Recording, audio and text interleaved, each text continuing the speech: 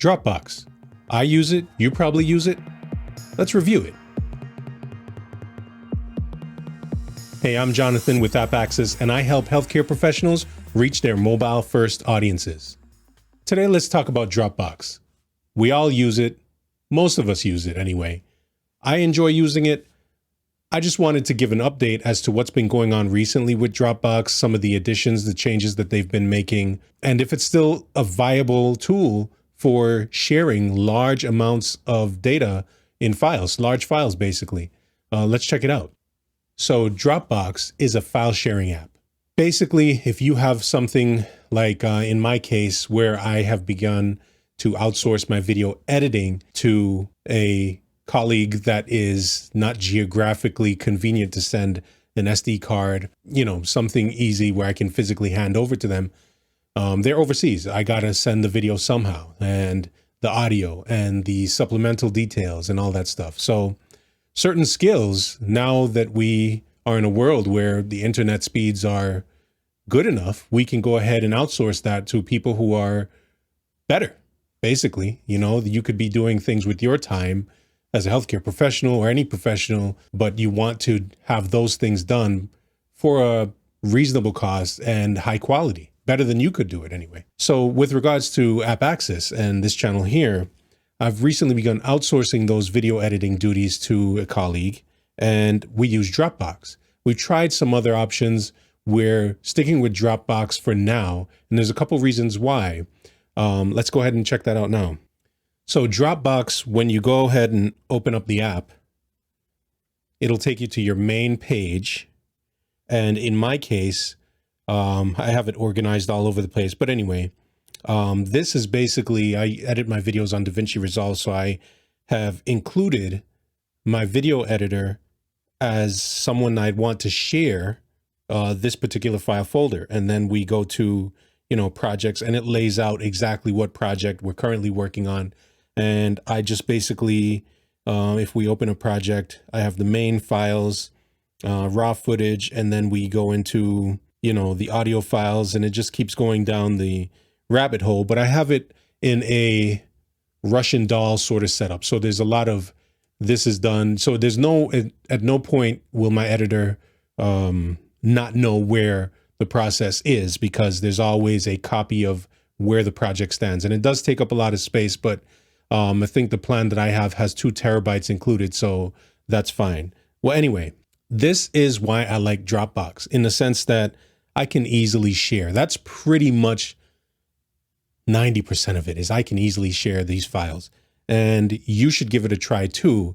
There's a free version and there's a paid version. I think it's around $20. No, I'm sorry, $10 a month now. And then there's another version, even higher than that, with more options. That's, I think, $20 or more, right? And the price is always fluctuating. They're always updating, especially because they update a lot of the services and a lot of the options that you can include with Dropbox. So anyway, so yeah, it's a wonderfully laid out app. Here is my problem.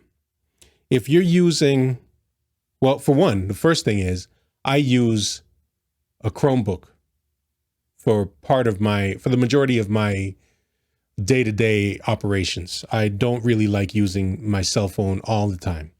So on Chromebook, they don't even have an app, matter of fact, it's pretty hard. You have to go to the website to use their service, which is fine. That's fine. But that's one thing. If you're a Chromebook user, just know there's not a dedicated app. The second thing, even if there was a dedicated app, I've downloaded the dedicated Dropbox app to both my main desktop and my laptop. And SmartSync, this is a service that they provide to the professional and up category. Yeah, to the plus and the professional level, which, by the way, I said it was $20 for the professional level. It's actually $16.58 per month. The SmartSync is a problem. This is a major flaw. And I'm talking to you, Dropbox. You got to fix it. I have gone into the settings, turned off SmartSync. What it does is basically it attempts to consolidate and marry all of the unsaved documents on your desktop to Dropbox so you have a backup. The problem is it's relentless. It turns itself on when you turn it off. So for instance, whenever I'm in the middle of working on a project, it'll decide it wants to sync everything, even though I said, no, I want it for desktop only. I don't want to sync everything. I want to handpick what I want to include in Dropbox. I've turned off that selection box several times. And whenever I open up my laptop again, there it is. I wonder why my computer's slowing down. Windows is giving me warnings like, hey, you only have 2 megabytes of space left. And I go in and I turn off that smart sync, and then I just see the CPU usage drop back down. I see the storage open back up. We're talking about like 30, 40, 50, 80 gigs of data that Dropbox is syncing to my desktop at any given moment. And it's bad. It's annoying. I've contacted help services about that, and they referred me basically to the article that I already read. This is a problem. Maybe it's because I didn't try Twitter. As we all know, Twitter is the troubleshooting location preference for a lot of companies online nowadays. But anyway, Smart Sync is awful, and I hope Dropbox really fixes it. I just had to delete the app altogether and just dedicate to using the website, not to drag it on. Basically, here are my thoughts on Dropbox, and here are some things that I think you should consider when you use Dropbox. So as far as features go, I give it an 80.